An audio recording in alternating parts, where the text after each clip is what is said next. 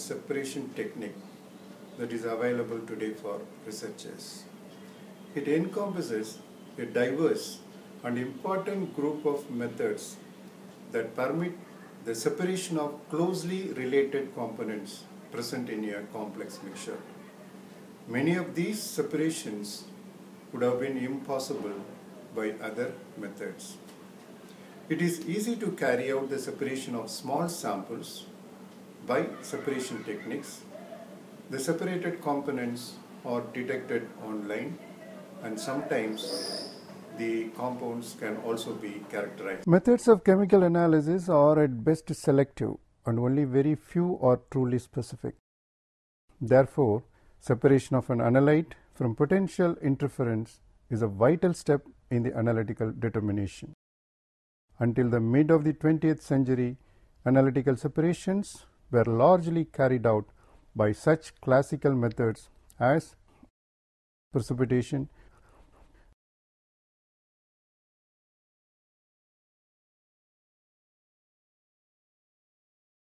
distillation,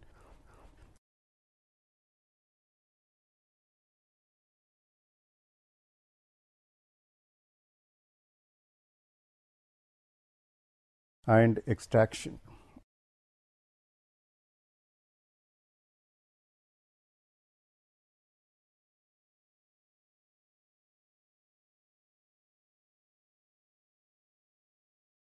However, at present, analytical separations are mostly carried out by chromatography, particularly with the samples that are multi-component and complex. The applications of chromatography have grown explosively in the last 50 years, not only due to the development of several new types of chromatography, but also due to the growing needs for better methods for characterizing complex mixtures. The tremendous impact of these methods on science is attested by the 1952 Nobel Prize that was awarded to A.J.P. Martin and R.O.L. Sinch for their discoveries in this field. The most impressive acknowledgement is the list of 12 Nobel Prizes from 1937 that were based upon the work in which the chromatography has played a vital role. If you look at the historical development of chromatography, the present-day chromatography processes were originated from the work of Russian scientist Michael Sweat.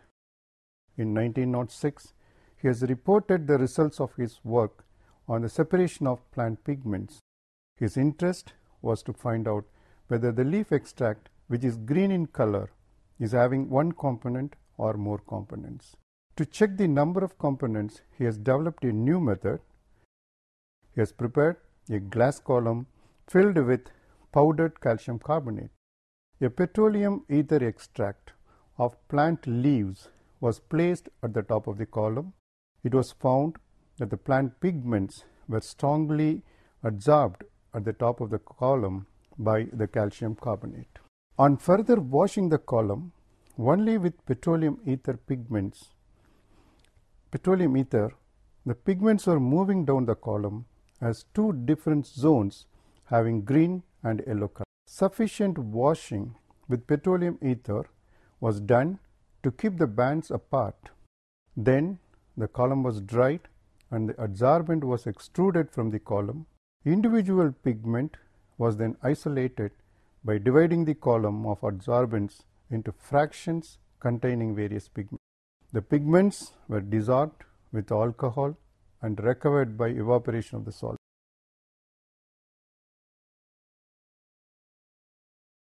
Although complete resolutions were not effected, it was great advance in the development of new separation methods and thus resulted in the method known as chromatography. Sweat named the above process as chromatography after the Greek words chromatus and graphene, meaning colors and to write. This name was more appropriate for earlier applications because colored components were mostly involved in the separation. Later applications have shown that colorless substances could also be separated by chromatography. At that time, Swart recognized the process of separation as adsorption and desorption phenomena and was able to explain the observed effects in a quantitative fashion. The least adsorbed pigment was washed through the column rapidly, whereas more strongly adsorbed pigment was moving slowly down the column. In other words, the migration of strongly adsorbed pigment through the column was greatly retarded. Thus, essentially chromatography is a differential migration method of separation which is dependent on the selective adsorption. Adsorption is considered as an unusually selective process and should be responsible for the resolving power of adsorption chromatography. It is not possible to review here the entire history of chromatography and do justice to all the scientists who have contributed to the development of chromatography, except a few. A.J.P. Martin has been associated with several critical developments in chromatography. His Nobel Prize paper with Sinch represents the origin of both partition and thin layer chromatography. Later, Martin, Gordon, and Conson published first two-dimensional chromatograms. This method leads to a dramatic increase in separation power. Finally, in cooperation with James, Martin invented gas-liquid chromatography, a technique ideally suited to the incorporation of many developments in modern instrumentation that occurred at that time. Basics of chromatography. Chromatography is taken now to refer generally to the separation of components in a sample by distribution of components between two phases. One that is stationary is known as stationary phase, and one that moves usually but not necessarily in a column is known as the mobile phase. The IUPAC recommended definition of chromatography is: chromatography is a physical method of separation in which the components to be separated are distributed between the two phases, one of which is stationary while the other moves in a definite direction. The stationary phase is usually in a column but may take other forms such as planar phase. In all chromatographic separations, the sample is transported in a mobile phase, which may be a liquid, a gas, or a supercritical fluid. In all cases, the mobile phase is responsible for transporting the sample components through the stationary phase. The mobile phase is normally forced through an immiscible stationary phase which is fixed in place in a column or on a solid surface. The two phases are chosen so that the components of the sample distribute themselves between the mobile phase and stationary phase to varying degree. The velocity of each component, hence its residence time, depends on both mobile phase velocity and the distribution equilibrium constant for that component. At least in principle, proper choice of the two phases constituting a chromatographic system permits selective adjustment of the relative migration rates of the mixture components and of the extent of their eventual separation.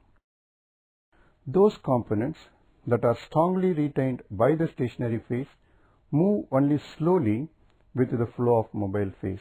In contrast, components that are weakly held by the stationary phase travel rapidly. As a consequence of these differences in mobility, sample components separate into discrete bands or zones that can be analyzed qualitatively or quantitatively. The stationary phase may be a solid, that is, an adsorbent with a relatively large specific surface area and very accessible pore channels, or a liquid coated on a solid support to avoid stripping of the stationary phase by the streaming action of the mobile phase. Intermediate systems include immobilized polymers or surface bonded shorter chemicals of widely varying chain length and molecular mass. The mobile phases are generally gas, dense gas, more commonly called supercritical fluid, and liquid as mentioned earlier. Classification. Chromatographic methods can be classified in a number of ways. The first classification is based on the physical means by which the stationary phase and the mobile phase are brought into contact, and accordingly they are classified as column chromatography and planar chromatography. In planar chromatography, the stationary phase is supported on a plate or in the interstitials of paper, and the mobile phase is allowed to pass through the stationary phase either by capillary action or due to gravitational force. In column chromatography, the stationary phase is normally held in a narrow tube through which the mobile phase is allowed to pass through. Another classification of chromatographic method is based upon the nature of mobile phase used for separating the components of a sample. As the mobile phase has to move through the stationary phase, either liquid or gas can only be used as mobile phase. When liquid is used as the mobile phase, the technique is known as liquid chromatography. And if the gas is used as the mobile phase, the technique is known as gas chromatography. The stationary phase has to be static in nature, that is without any movement, and hence either solid or liquid can only be used as stationary phase. In the case of liquids, they are held on solid inert support to act as the stationary phase. Accordingly, the following four classifications can be made based on the mobile phase, that is liquid-solid chromatography, liquid-liquid chromatography, gas-solid chromatography, and gas-liquid chromatography. In recent times, supercritical fluids such as liquid carbon dioxide is also being used as the mobile phase, leading to another classification such as supercritical fluid chromatography. Liquid chromatography can be performed either in column or plane surface, whereas gas chromatography and supercritical fluid chromatography can be done only with column. The other classification of chromatographic technique is based on the mechanism of separation of the components, and the following is a classification: adsorption chromatography, partition chromatography, ion exchange chromatography, size exclusion chromatography, bonded phase chromatography, and affinity chromatography. In adsorption chromatography, the separation is based upon adsorption and desorption of solutes on the stationary phase and the mobile phase. Here stationary phase is a solid. Separation is due to a series of adsorption and desorption steps. In the case of partition chromatography, the separation is based upon the distribution of the solute between the liquid stationary phase and the mobile phase. In ion exchange chromatography, the separation is based upon the exchange of ions between the stationary phase and the mobile phase. The stationary phase has exchangeable ions. In size exclusion chromatography, the separation is based upon molecular weight of the solute and the pore size available on the stationary phase. In affinity chromatography, the separation is based upon the specific binding of one compound to the stationary phase, which will be only retained by the stationary phase. In the case of bonded phase chromatography, it's of two types: reversed phase chromatography and normal phase chromatography.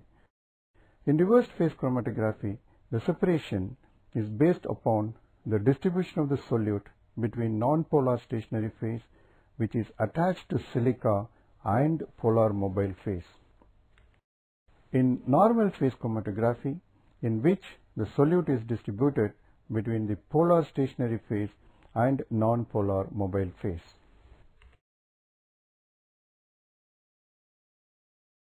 The mobile phase is allowed to flow through the column either due to gravitational force or due to pumping force, and the process is known as elution.